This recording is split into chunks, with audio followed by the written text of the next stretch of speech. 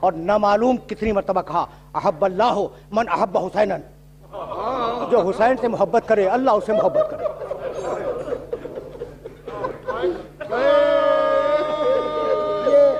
یہ نبی کا جملہ تو دیکھو،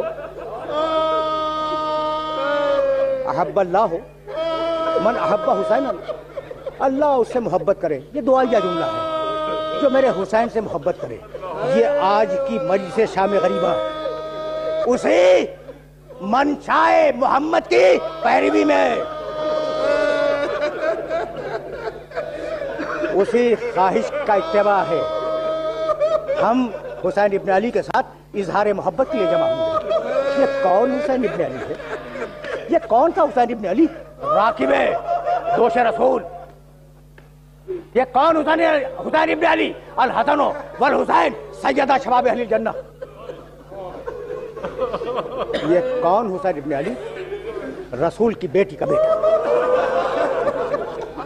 یہ کون حسین ابن علی؟ یہ وہی حسین جو عاشور کے دن کہہ رہا تھا حل من ناصر ینصرنا۔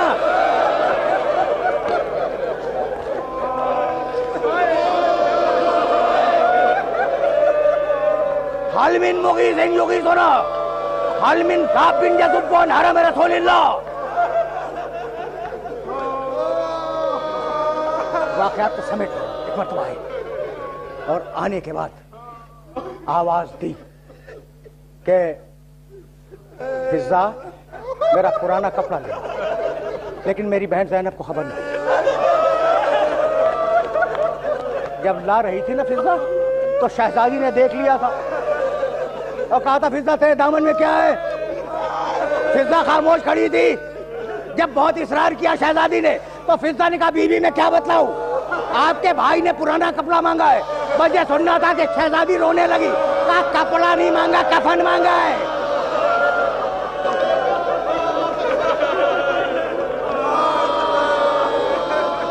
اجوکم اللہ اجوکم اللہ۔ کپڑا پہنا، باہر آئے، ذوالجناح پہ سوار ہوئے، گھوڑے کو ایڑ لگائی، میدان میں آئے، تلوار کھینچی اور آواز دیا بھوکے کی جنگ دیکھو، اب پیاسے کی جنگ دیکھو، اب اس کی جنگ دیکھو جس کا جوان بھائی مارا گیا، اب اس کی جنگ دیکھو جس کا جوان بیٹا مارا گیا۔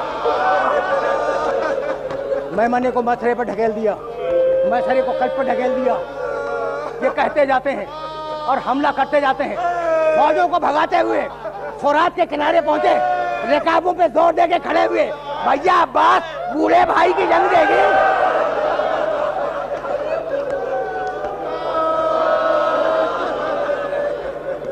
اجرکم اللہ۔ واپس پلٹے۔ حسین بھاگی ہوئی فوجوں کے انتظار میں تھے کہ اتنے میں حسین کے کانوں میں کوئی آواز آئی کہ بیٹے کب تک جنگ کرے گا؟ بس یہ سننا تھا کہ تلوار نے آمے رکھی اور پھر کہا رضن بقضائہ و تسلیما لامرہ انا للہ و انا الیہ راجعون۔ بھاگی ہوئی فوجیں آئیں، کہیں سے تیر آئے، کہیں سے خنجر آئے، کہیں سے تلواریں آئیں، کہیں سے نیزے آئے۔ حسین زخمی ہوتے چلے، ایک مرحلے پر گھوڑے سے زمین پہ آئے۔ یہ کم احسان ہے ذوالجناح کا؟ زخموں سے چور حسین ذوالجناح سے زمین پہ آنا چاہتے ہیں، ٹھیک ہے نا؟ ذوالجناح نے اپنے زانو موڑ دیے کہ زخمی مولا آرام سے زمین پہ آ جائے۔ بس تم نے گریہ کیا۔ مقامات آہو فغاں بہت ہیں، لیکن اب دامن وقت میں گنجائش نہیں ہے۔ تم نے گریہ کیا، حسین گھوڑے سے زمین پہ آئے۔ سنو گے، حسین سجدے میں ہے۔ سنو، یزید کی فوج کا ایک راوی ہلال ابن نافع بیان کرتا ہے کہ میں اس وقت پہنچا جب شمر حسین کا سر کاٹ کر اپنے ہاتھ میں لے چکا تھا۔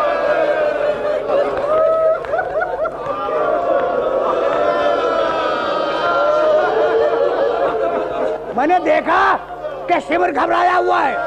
میں نے کہا اب گھبرانے کی بات کیا ہے؟ اب تو نے حسین کو قتل کر دیا۔ کہا نہیں، جب میں خنجر چلا رہا تھا تو میرے پیچھے کوئی بیوی کہہ رہی تھی ولدو۔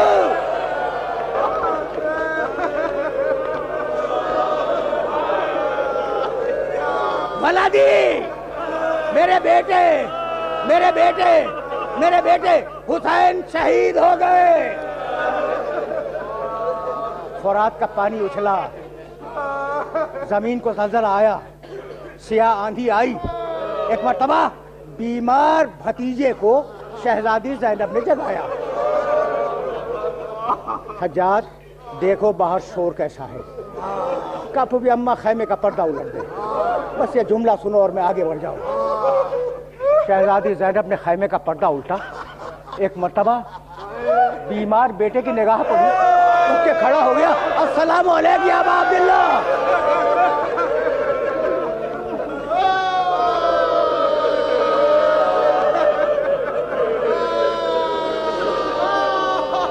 حسین حسین شہید ہو گئے، تازیانے بجنے لگے، پرچم لہرائے جانے لگے، نوبتیں بجنے لگی۔ ایک مرتبہ علی کی بڑی بیٹی زینب آج تینوں کو چڑھاتی ہوئی باہر نکلی، نیزہ برداروں کو ہٹایا، شمشیر زنوں کو ہٹایا، تیر اندازوں کو ہٹایا، اور یہ کہتی ہوئی چلی کہ علی کی بیٹی آ رہی ہے، راستہ دو۔ اجرکم اللہ، علی کی بیٹی آ رہی ہے، راستہ دو، علی کی بیٹی آ رہی ہے، راستہ دو۔ لوگوں نے راستہ دیا، پہنچی اپنے بھائی کے لاشے پر۔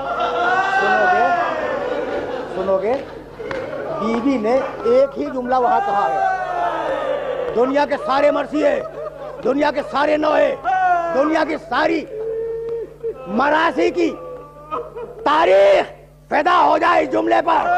دیکھا بھائی کے چہرے کو جو نوکے نیزہ پہ تھا، اور پھر بھائی کے لاشے کو دیکھا، اور ایک ہی جملہ کا انتا اخی، کیا تو ہے میرا بھائی؟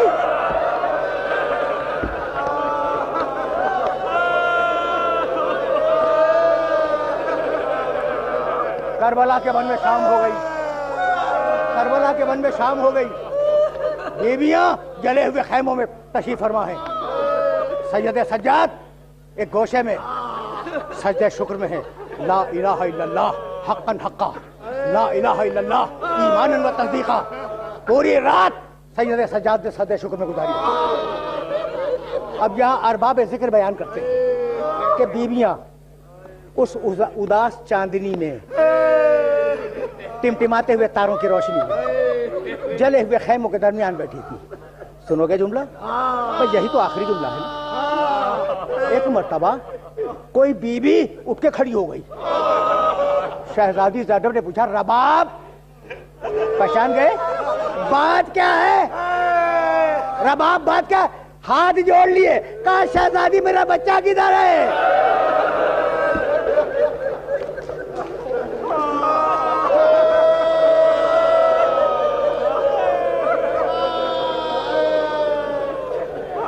بس میرے عزیزوں، میرے دوستوں، پامالی ہوئی، پامالی ہوئی، پامالی کے بعد بیویاں جمع ہوئی، بیویاں جمع بیٹھی ہوئی ہیں، بچے گنے گئے، بچے کم تھے، یاد رکھو گے 11 بچے خاندان ابو طالب کے گم تھے، اور جب بعد میں تحقیق کی گئی تو کچھ جلے ہوئے ملے اور کچھ گھوڑوں کی ٹاپوں سے پامال ملے۔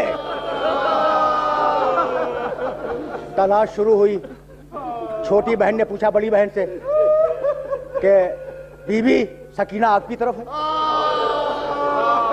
کہا نہیں ام کلثوم، سکینہ میری طرف نہیں ہے۔ کہا شہزادی سکینہ تو میرے پاس بھی نہیں ہے۔ دونوں بیویاں چلیں، سکینہ کو پکارتی ہوئی چلیں، سکینہ سکینہ اگر میری آواز سنو تو لبیک کہو، اگر میری آواز سنو تو لبیک کہو۔ یہ بچی کہاں ملے گی؟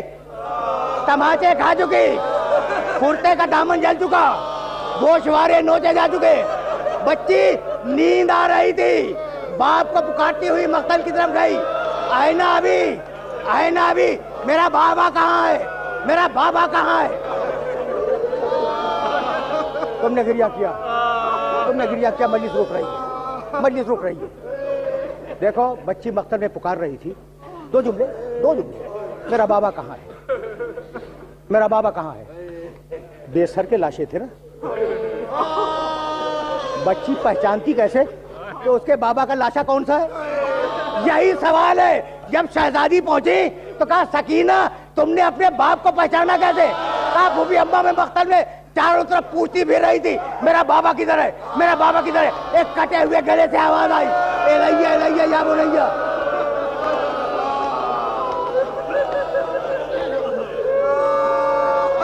दोनों बीवियां सकीना को बहला के लाई, खैमे में लेटाया।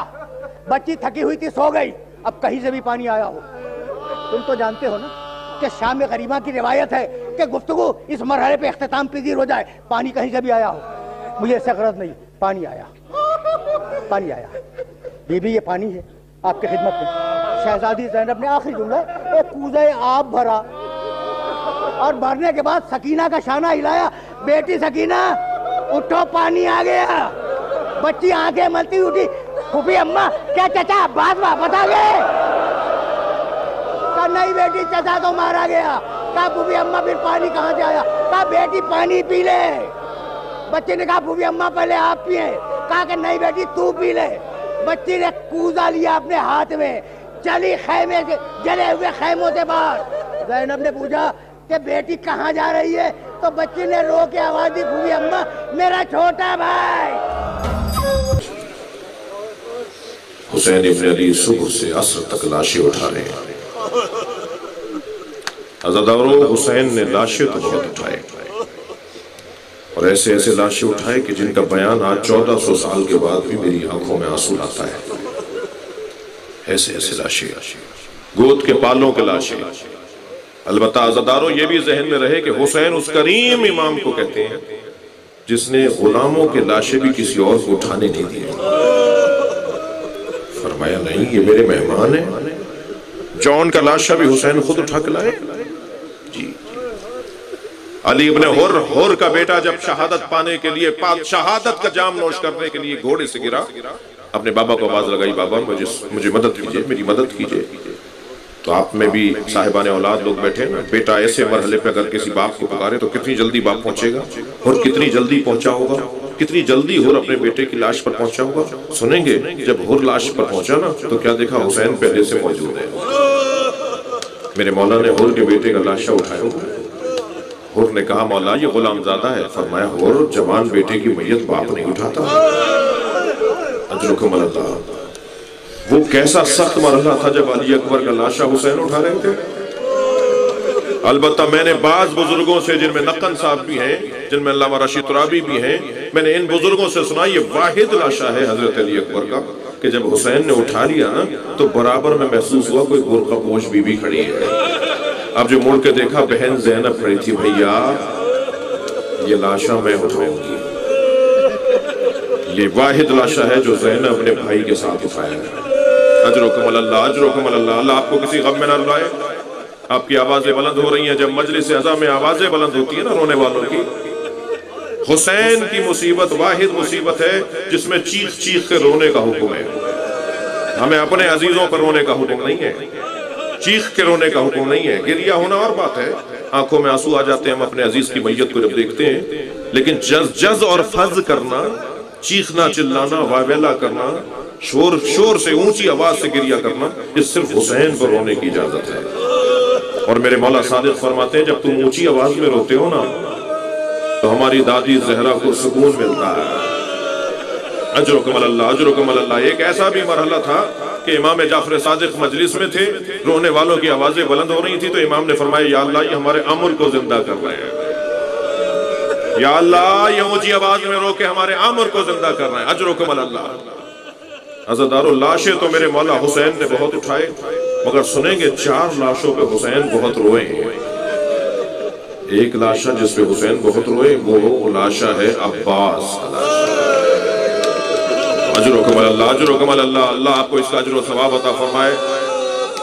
जब मेरे मौला हुसैन आए ना अपने भाई के लाशे पर तो अजीब हालत थी लाशे की, बाजू कटे हुए थे, अब्बास की एक आंख में तीर लगा हुआ था। मौला हुसैन ने अपने भाई अब्बास का सर अपने जानू पर ले लिया। ये मसाइब नक्कन साहब ने लिखे हैं। मेरे मौला हुसैन ने जानू पर हजरत अब्बास के सर को लिया, सर पे हाथ रखते हुए कुछ गुफ्तगू फरमाई। कुछ ही लम्हों में हजरत अब्बास ने अपना सर हटा दिया।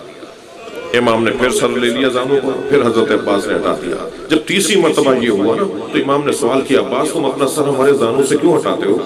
تو ایک جواب یہ دیا، مولا یہ شہزادوں کی جگہ ہے۔ مولا کہاں غلام کا سر اور کہاں حسین کا زانو؟ اب یہاں نقن صاحب نے ایک جملے کا اضافہ کیا ہے۔ نقن صاحب فرماتے ہیں شاید یہ وجہ بھی تھی سر ہٹانے کی کہ ابھی میرا سر تو حسین کے زانوں پر ہے، کچھ دیر کے بعد حسین کا سر کہاں ہوگا، اس لیے میں بھی اپنا سر ایسی جگہ نہیں رکھوں، سکینہ کو تسلی رہے میرے بابا کا سر نیزے پر ہے۔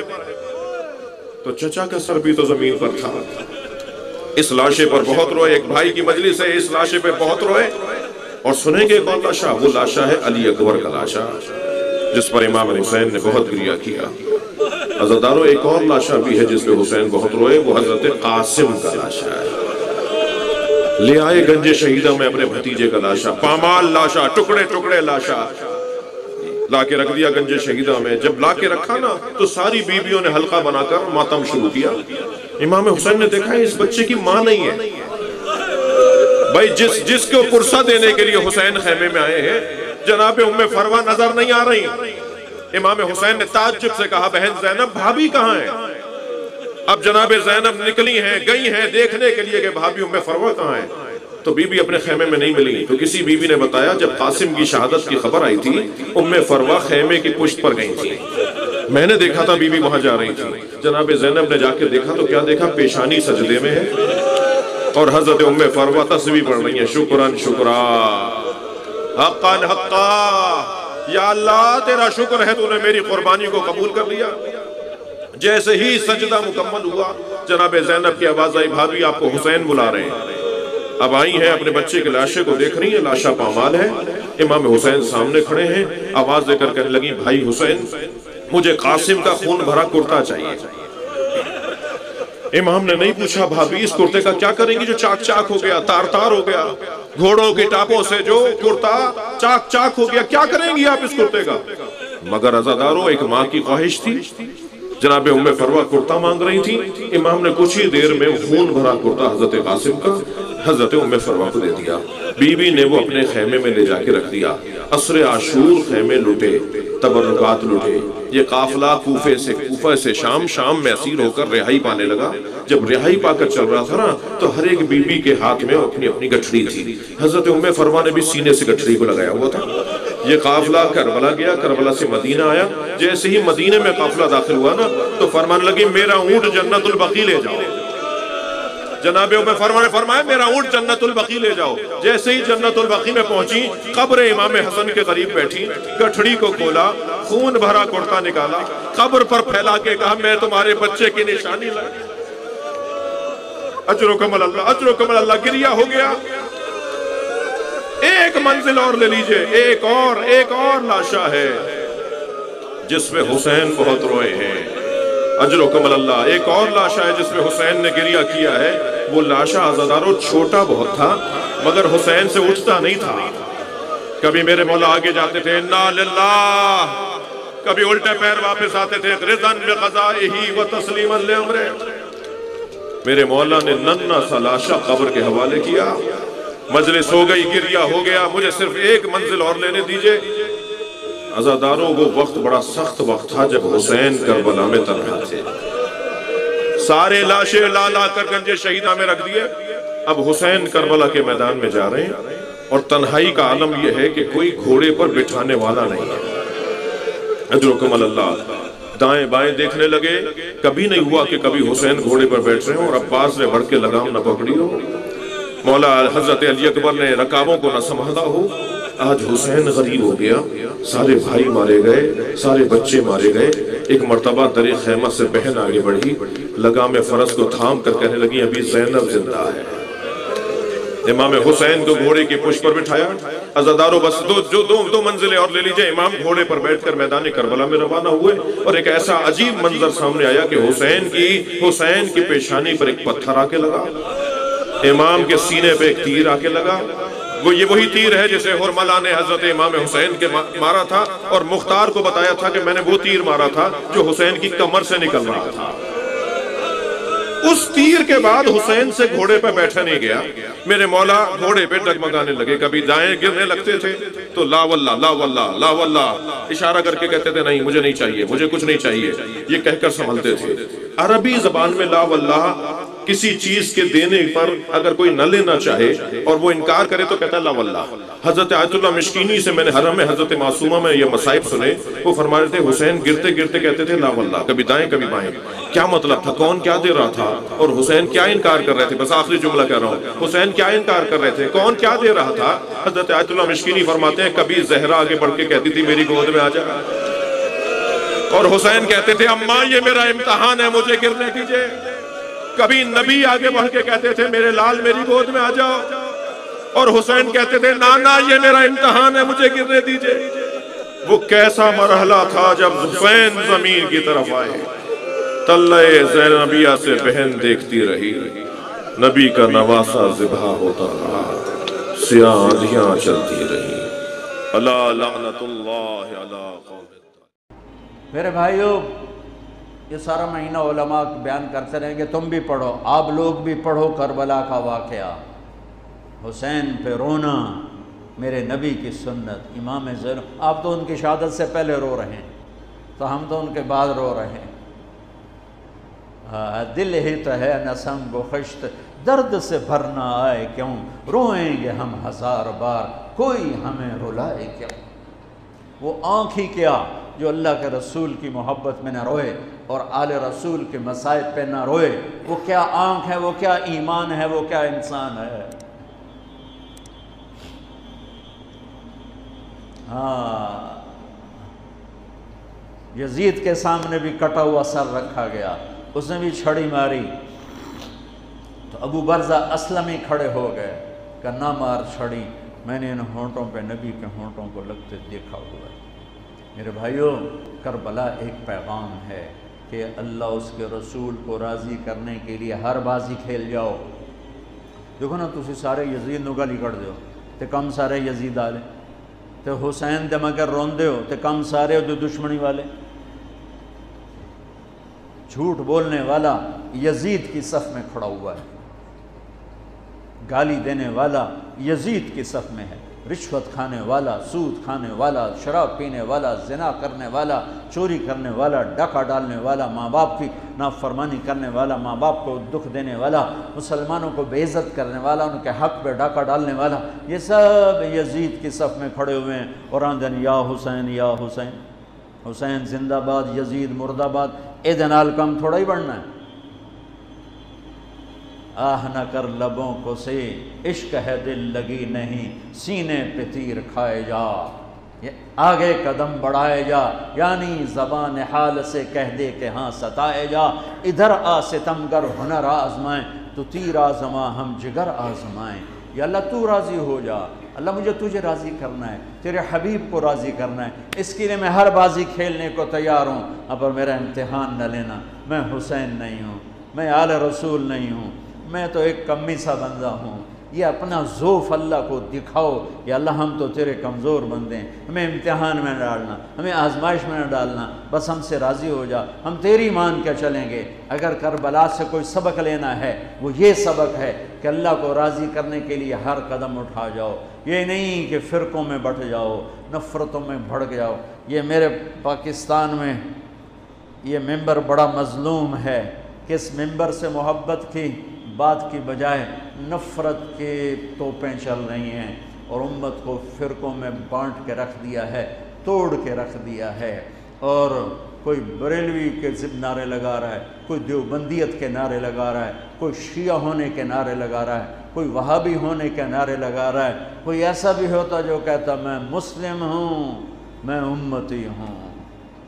میں پچھلے 20 سال سے بھائیو کھپ گیا ہوں سناتے سناتے کہ اللہ کے واسطے امت بنو, اللہ کے واسطے امت بنو.